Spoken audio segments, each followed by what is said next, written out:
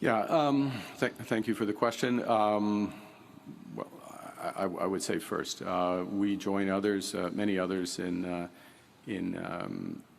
Mark Carney is now beginning to find out what happens when you decide to take a landmine, lay it down right in front of you, and then step on it.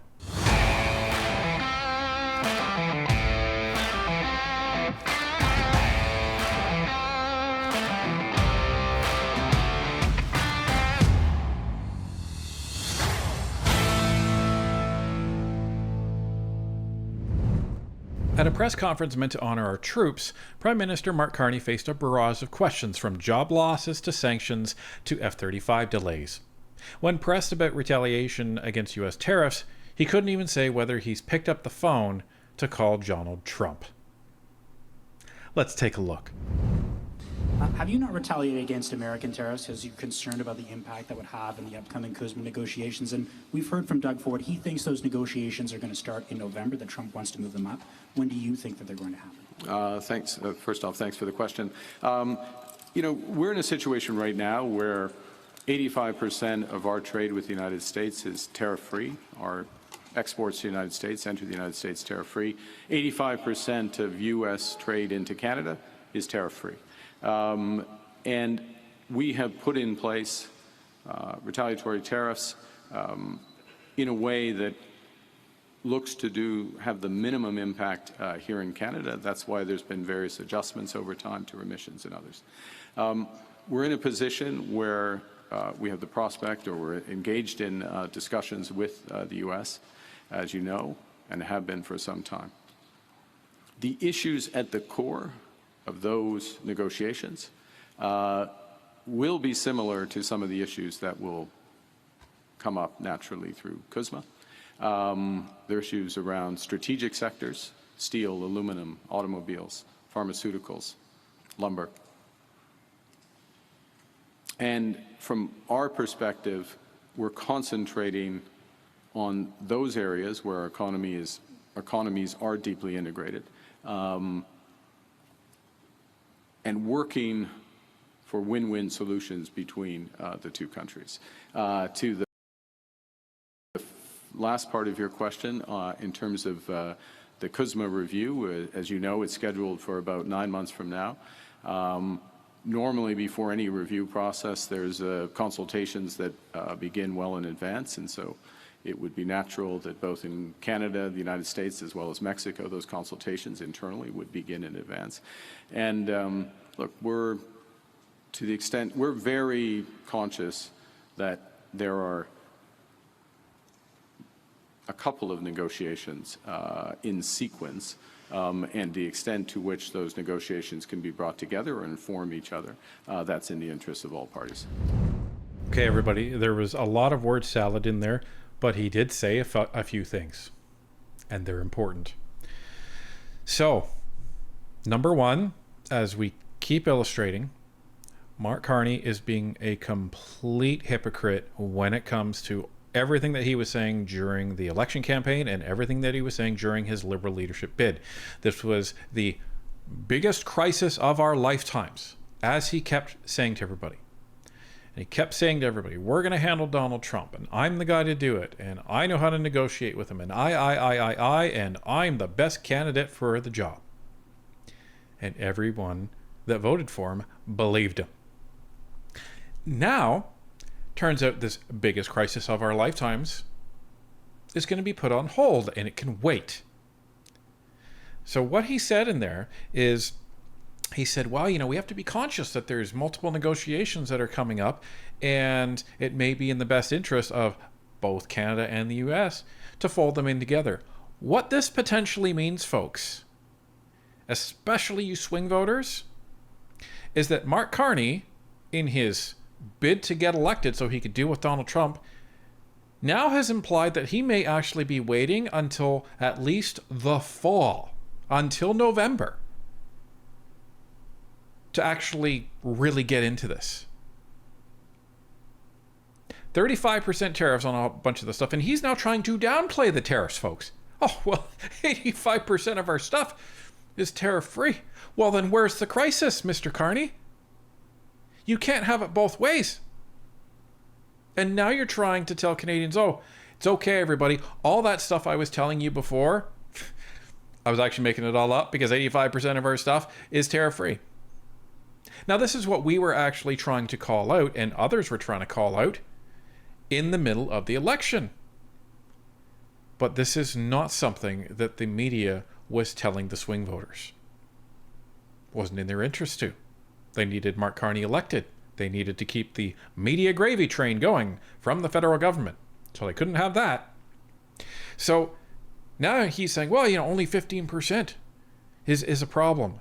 Well, tell that to the 15% that are actually now losing their jobs as a result of some of these tariffs. Tell that to them. And tell that to the swing voters that you lied to. You lied your pants off during the election because you created this crisis of Donald Trump. And then you said, Pierre Poilievre's the guy. He won't get it done. He will kneel before him. Well, what is your line now? Well, you look at the crap job I'm doing. Imagine what Pierre Poilievre would have done. Is that really going to be your defense against this? This is crazy, folks. It's crazy. Not surprising, but it's crazy that this guy has sold out all these people and costing the entire country billions of dollars, potentially shutting down a whole bunch of businesses because he's saying, well, we'll just fold it in with the free trade agreement between Canada, the US, and Mexico. Unbelievable. Earlier this week, you talked about the idea that you'd be looking to take counter tariffs off if it would help Canadian businesses. What sectors specifically are you looking at doing those things? Look, it's a general point. It's something we have done. So, for example, in the auto sector, we've taken them off at quite substantial so-called remissions in the auto sector, also in steel as well, because parts used in Canada end up, the tariffs do more harm than good, or can do that. So we've done that consistently. We'll always look to that. And I think the other thing I'd say, and I'll finish on this, which is that we'll always look at our actions in the context of our trade obligations and our future negotiations. Thank you. Our trade obligations, future negotiations, and although I said we're all elbows up and I'm going to be hitting the U.S. for maximum damage when it comes to tariffs. Yeah, so I was kind of overstating that, so I'm just going to back everything off and completely capitulate to Donald Trump. Donald Trump hasn't given up anything, and this guy is now taking off even more tariffs. Again, liberals, what do you have to say to this? This is the guy that you were cheering that he was going to handle Donald Trump. This was the banker. This was the executive. This was the governor of the Bank of Canada. He was the guy who knew how to do it. When you repeatedly give things up in a negotiation and don't get anything back, do you think that's a good negotiator? I don't. Good morning, Prime Minister. Ashley Burke, CBC News. In June, Minister McGuinty said there would be a 20% pay raise, and a lot of military members got their hopes up. They thought it meant across the board for all members. Why aren't all members getting that 20% pay hike? This is a generational change in pay for the Canadian Armed Forces, and what we're doing is doing several things. One is the increases, the 20% for those coming into the forces, those the privates, 8% up to the level of lieutenant colonel, 13% up to the level of lieutenant colonel, and then 8% colonel and above. Those are significant changes.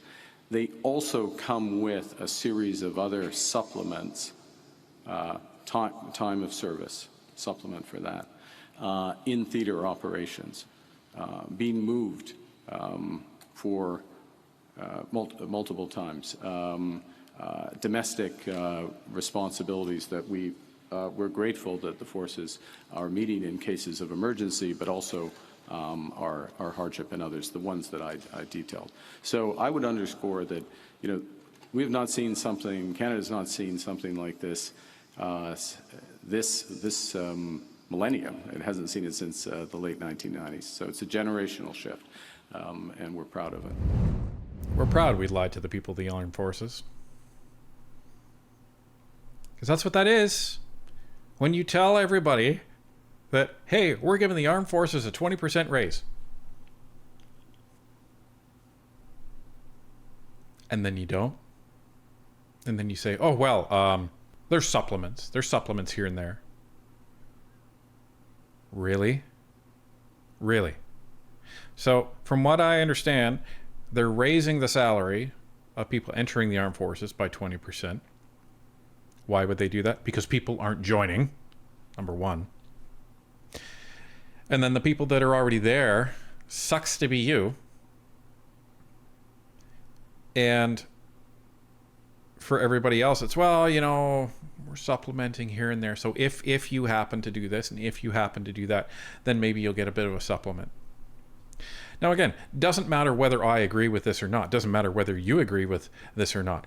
What matters is he came into this saying the armed forces are going to get a 20% raise. So that said to everybody in the armed forces, and the CBC journalists outlined this very well in the question, that made everybody think that everyone was going to get a 20% raise. You know, the people that probably should be paid the most, which are the people that are willing to put their lives on the line every single day for this country. And you're now turning around saying, well, we didn't exactly mean that. This is almost Mark Carney's "you're asking for more than I can give" moment. And it's disgusting. You ordered a review of the F-35 contract during this rift with the US. The military has long said they want the F-35. We're now hearing that the military has told you they want to stick with that contract. Did you expect the forces to potentially say something different? And how much of this is part of a negotiation tactic with the President Trump? The old F-35 issue. We're going to buy it, we're not going to buy it. We're going to buy it, we're not going to buy it. And in the meantime, it has gone up billions and billions of dollars in price. So, what does that mean? Well, before he answers, I just want to give you some context. So there are some reports out of what the military has actually stated they want. This is from the Globe and Mail. Defense Review says Ottawa should stick with F-35 jets, sources say. Canadian defense officials have strongly made the case that Ottawa should stick to a plan to buy 88 Lockheed Martin Corp F-35 fighter jets rather than splitting the order, two sources familiar with the matter said on Thursday. The review stopped short of making a formal recommendation, one of the sources said. The final decision rests with the Liberal government of Prime Minister Mark Carney, said the sources who requested anonymity given the sensitivity of the situation. Canada unveiled the $19 billion deal in early 2023, but in June, Canada's top independent watchdog said buying the jets would cost at least 45% more than initially estimated, and said the project was also threatened by a pilot shortage. Again, from another publication, Canada to buy all 88 F-35 fighters, that's what defense officials want. So the Canadian military has made it quite clear they need these jets. Why do they need these jets, folks? Because they're using 30-year-old F-18s. F-18s. F-18s were great for that time. But they're 30 years old. This is why people don't join the military. In addition to the woke culture, in addition to the fact that they don't get respect from the government and they don't get respect from the Canadian media at large, they don't get the respect from anybody that they should. But you need to have state-of-the-art equipment. You need to say to these people, listen, if you're going to put your life on the line, then the reason your life is going to be at risk is not going to be as a result of the equipment that we do or do not give you. The government owes it to them. And if you don't want a military of 300,000 people, that's fine. But the amount of people that you do have, they should be properly equipped. And then that's your price tag. And then if you can get more people to sign up, well, then the price tag for your equipment goes up. Now, if there's a pilot shortage, there's probably a pilot shortage because people don't want to fly frickin' 30-year-old aircraft. Maybe that's why. Maybe if you actually had state-of-the-art F-35s, you'd actually get a bunch of people signing up saying, that's the fighter jet I want to fly. So that's all your context for Mark Carney's answer. I'd say a couple of things. First off, the review is not completed, so there's no settled advice into the government. First point. Second, the nature of aerial combat, the nature of warfare, the nature of our responsibilities, the scale of our investment, all of those elements have changed over the course of recent years, and then with respect to the commitment, the resources that we're going to put in, that quadrupling of resources by the end of this decade. We have a responsibility to make sure that those are spent in the way that has a maximum impact. I'll give you an example. We have a much greater threat, associated responsibilities in the Arctic. We've taken a number of steps over the Horizon Radar, early stage of that process, having forces on land, air, and the sea, 365 days a year, moving that from 4 months. But we also need the appropriate air capabilities for the Arctic, for the runways in the Arctic, for the threats that we're faced in the Arctic as well. And so part of the consideration is the F-35 best suited for that relative to other options. Other considerations, as Canadians would expect, is value for money and economic impact here in Canada.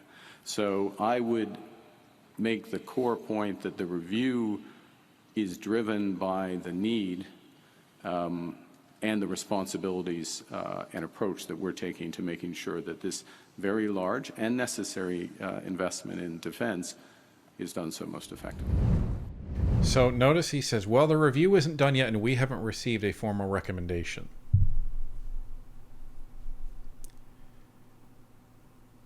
It sounds like the review is done. And it sounds like that review is the recommendation.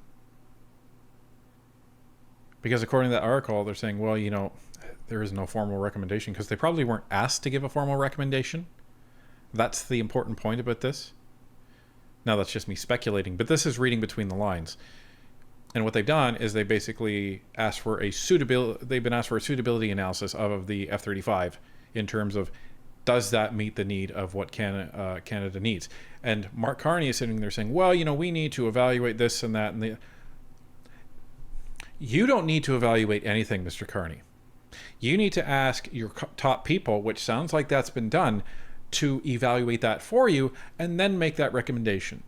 The worst thing that can happen when you're evaluating military equipment is a politician is the one that does the analysis and ignores the actual theater requirements and operational requirements that the military is best equipped to actually do.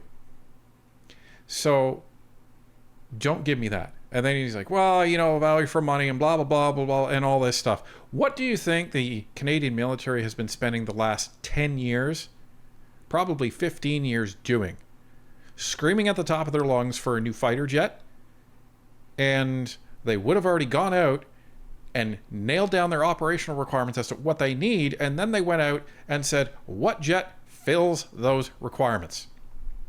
They were even so sure that they were going to get it that they're already building the hangars for the F-35s. So, Carney, what are you doing here? What are you doing? It sounds like he's trying to preface this as to almost as if he wants to kill this as some sort of excuse to give it to somebody over in Europe. One of his buddies? I don't know. But this is very, very strange, the way he's doing this. Now, the F-35 wasn't without its problems. But still, when you compare the top fighter jet in the world right now, it's up there. It may not be number one, but it's up there. And our pilots need planes to fly. Mr. Prime Minister, Kyle Duggan from the Canadian Press. Can I get your reaction to Israel saying that Israel planning to take over Gaza City? Yeah, thank you for the question. Well, I would say first, we join others, many others, in viewing that this is wrong, that this action is not going to contribute to an improvement in the humanitarian situation on the ground. It is going to put the lives of the hostages at greater risk rather than lessening it. We reiterate our call for an immediate ceasefire. We reiterate our call for Hamas to immediately return all of the hostages and their remains. We reiterate that Hamas has no role going forward, and will continue to work with our allies to contribute what we can to achieving those outcomes. Thank you. Ladies and gentlemen, Mark Carney is now beginning to find out what happens when you decide to take a landmine, lay it down right in front of you, and then step on it. Because that's what he did. He put a political landmine right in front of him and stepped on it. And what am I referring to? I'm sure all of you know. This is where he came out and said, I am officially going to have Canada take a side in this war that's going on in the Middle East. And I'm taking the side of Palestine. Whether you agree with that or not is irrelevant at this point, because the main point that we're talking about is the political strategy at play here, or the lack thereof. I don't know why he chose to do this, but it was a silly thing to do. Because now that he's done this, there's going to be expectations of now what he does next. And if he just thought that I'm just going to put out this empty statement and then not follow through, that's going to be a big problem for you, because with every decision or non-decision, you set expectations as to what you're going to do. So now he has to have an opinion as to what Israel is doing now. And based on what he said, any aggression by Israel, he now needs to oppose. He's boxed himself into that corner. And that's a problem. It's a problem for him politically, because there's a whole bunch of people that agree with Israel. There's a whole bunch of people that agree with Palestine, but at least before, you're able to walk the line. You can condemn both of them and you can praise both of them if you wanted to. But he has walked into that landmine and that political bear trap where now Hamas has said, thank you very much, Mark Carney, and now everyone is going to be pigeonholing him into this position. And it is not good for the Liberals, and it's going to prompt more questions later. Could I get your reaction to the jobs reports, a loss of 41,000 jobs, worse than expected? Thank you. Sure. A couple of things. One is that obviously we look very closely at developments in the labor market. We had a very strong job report in June, over 80,000 jobs created. We now have the July jobs reduction of just over 40,000. What's interesting about, if you look across those areas, the geographic spread is, in the July report, is more in Western Canada. It's in Alberta and Saskatchewan. Less in the manufacturing sectors, where we will expect, we expect to see pressure. And there are pressures, which is why we're taking action in steel and lumber, and we will in autos and other areas. I'd also note that in that jobs report, the unemployment rate held steady, and for the second straight month, we've seen a further acceleration in wage growth. So wage growth now at 3.5%,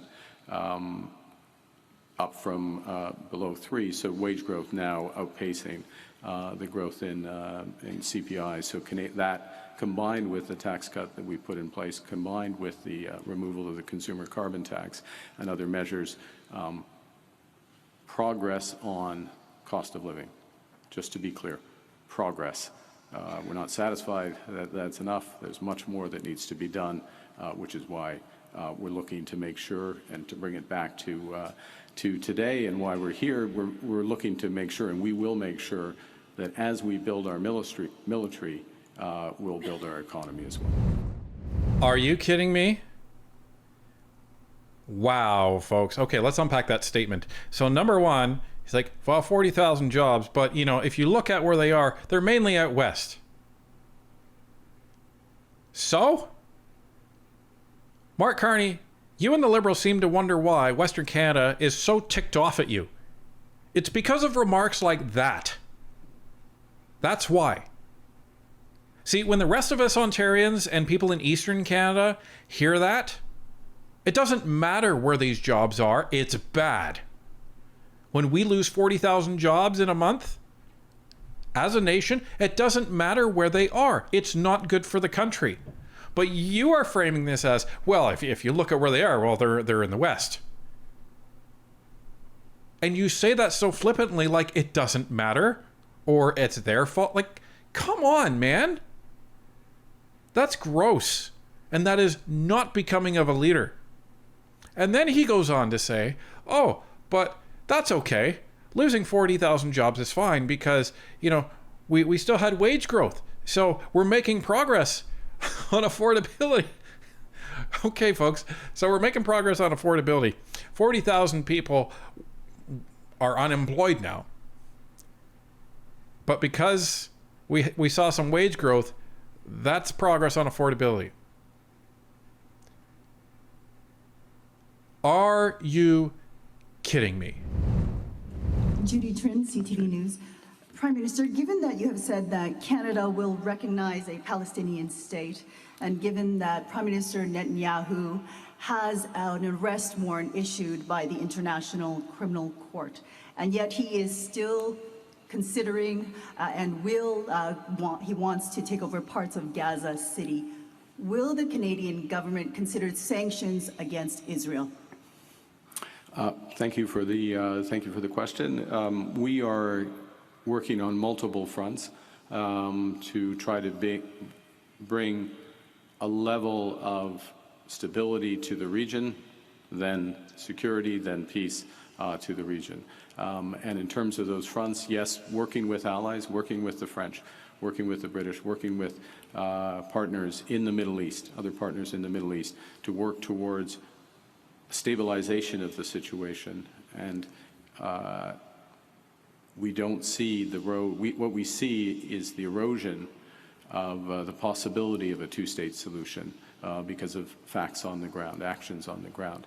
And that's why we made the announced the intention predicated on various factors that we did.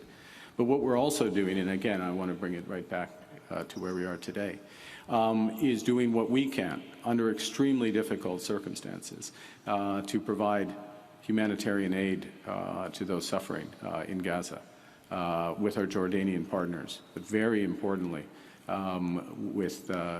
directly with the Canadian Armed Forces. Earlier this week, just under 22,000 pounds of aid brought through Cyprus and airdropped into Gaza. And that's the forces at its best in one of the worst situations in the world. Prime Minister, are sanctions on the table against Israel? Is that being discussed? Look, there's various routes, immediate assistance, the work we're doing, as I say, with partners. We've made announcements. I'm not on the cusp of making another announcement at this point. Told you he'd be asked about this again. And this is one of the things that follows from his announcement that Palestine's recognized as a state. Okay, fine. So based on what Israel's doing, then you're going to be announcing sanctions, right? Well, he's not going to do that because it would look terrible. And Hamas would be standing up and giving him a standing ovation for that. So this is the problem. He is boxed in. And kudos to Judy Trin. She has called out Mark Carney before. She did so on the Paul Chang incident in the election.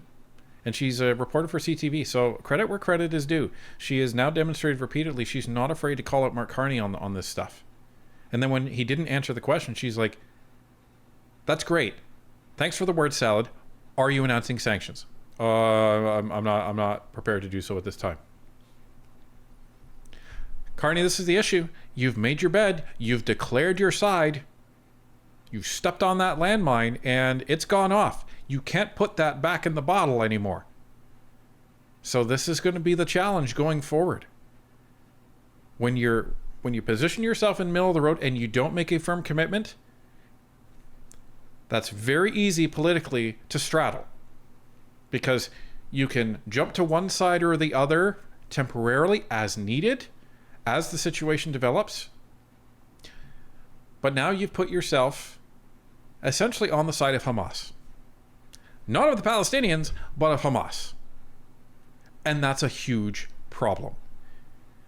And now you're looking to find out what it actually means to be a politician. So for everyone that voted for the banker to come in, he said that, well, I'm not a politician. Well, Mark Carney, I think that's probably the first thing that you've said that's actually true.